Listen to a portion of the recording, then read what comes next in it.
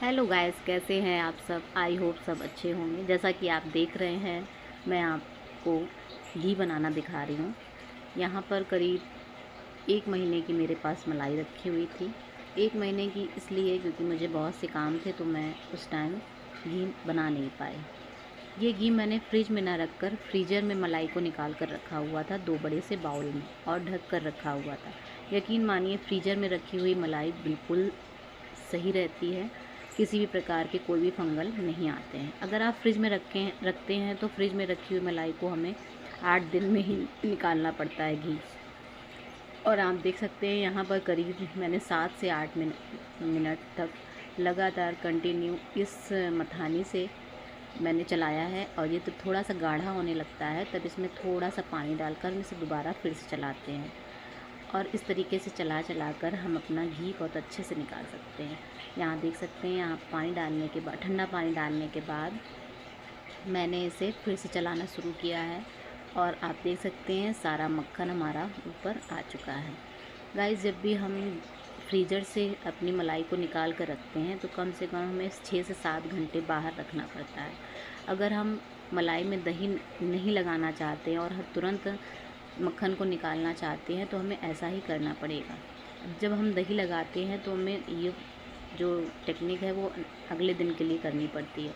और अगर जब हमें जल्दी होता है, किसी कारणवश हम नहीं दही लगा कर रख पाते हैं मलाई को, तो हमें इसी तरीके से निकाल लेना है। फ्रीजर से 6 से 7 घंटे पहले निकाल के रख देना है। जिस दिन निकालना है उसकी रात में रख दीजिए या सुबह निकाल दीजिए, और शाम को अपना मक्खन निकालने के लिए तैयार कर लीजिए। इस तरीके से पूरा मेल्ट हो जाता है और आसानी से निकल जाता है। यहाँ देख सकते हैं मैंने कितनी ज़्यादा मलाई निकाली हुई थी। और ये प्रतिदिन की मलाई नहीं भी है गाइस यहाँ। और ये गाय के दूध की है, शुद्ध गाय के दूध की मैं यहाँ पर मलाई से घी बना रही हूँ। मैं महाराष्ट्र में हूँ। महाराष्ट्र में बहुत कम जगह पर शुद्ध दूध मिल पाता है। यहाँ पर यूपी की तरह जगह जगह पर डेयरियाँ नहीं हैं। सिर्फ एक डेयरी यहाँ पर मुझे समझ में आई, जो जहाँ सर मेरे हस्बैंड लेके आते हैं।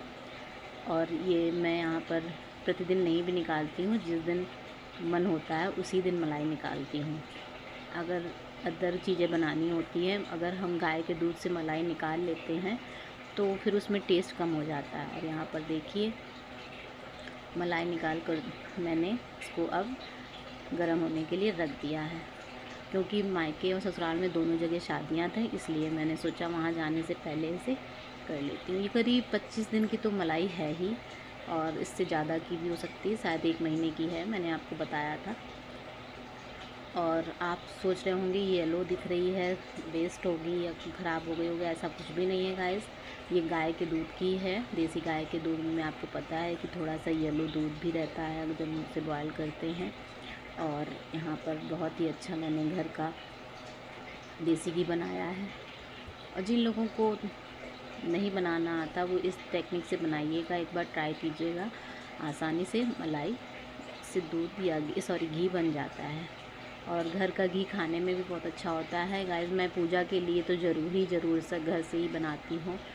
और आप इसे घर पर दवाई के रूप में भी, गाय का दूध यूज़ होता है, आप इसे सुबह गुनगुने पानी में 1 चम्मच डाल के पी सकते हैं। गाय का दूध से तो दूध भी फ़ायदेमंद बहुत होता है, दही भी, और सबसे ज़्यादा तो घी गाय का सबसे ज़्यादा शुद्ध और फ़ायदेमंद। यहाँ पर इसको चला चला कर हमें देख लीजिए करीब 10 मिनट तक धीमी आंच में मैंने इसको कर दिया है, क्योंकि मैं और भी काम साथ में करती जा रही थी। और ये देखिए धीरे धीरे पकाते जब हमें धीमे ही पकाना और हमें चलाते रहना कंटिन्यूस। जब हम चलाते हैं तो क्या होता है, जो इसके नीचे का जो पार्ट होता है, सॉरी उसे क्या बोलते हैं, मैहर, हमारे यूपी में उसे मैहर बोलते हैं, वो मैहर कम निकलता है। और जब हम इसे सिर्फ चढ़ाकर छोड़ देते हैं तो मैहर की मात्रा इतनी ज़्यादा हो जाती है कि ऐसा लगता है उसमें घी बहुत कम निकला है और मैहर ही ज़्यादा हो गया। ऐसा मेरी माँ कहा करती थी। और गाइस देखते हैं, चला कर हम इसे घी को बिल्कुल अलग कर रहे हैं। और ये हमारा शुद्ध, जब हम कोई काम मेहनत से करते हैं और वो सक्सेस हो जाता है तो गाइस बहुत खुशी मिलती है। इसी तरीके से घी देखकर मुझे भी बहुत खुशी हो रही है। मैं हर महीने तो ऐसा नहीं कर पाती हूँ, क्योंकि घी दूध से मैं बहुत कम मलाई निकालती हूँ, कभी कभी निकालती हूँ। क्योंकि गाय के दूध में उतनी ज़्यादा मलाई निकलती भी नहीं है, पर आप देख सकते हैं।